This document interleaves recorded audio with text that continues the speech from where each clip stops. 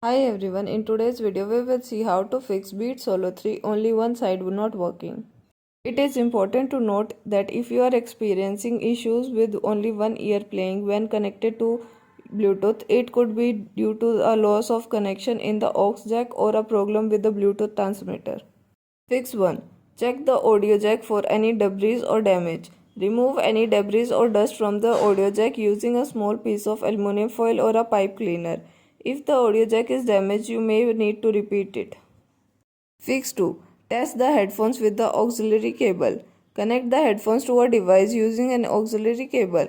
If the right side works with the cable, the issue may be with the Bluetooth connection. Fix 3. Reset the headphones. Hold down the volume button and power button for 10 seconds. When the fuel gauge flashes, release the buttons. Fix 4. Contact the Beat support. If the headphones still not working, consider reaching out to Beat support for further assistance. They can diagnose the issue and suggest the best course of action, which may include repairing or replacing the headphones. Thanks for watching. If you find this video helpful, like it and share it with your friends. For more such helpful videos, subscribe to our channel.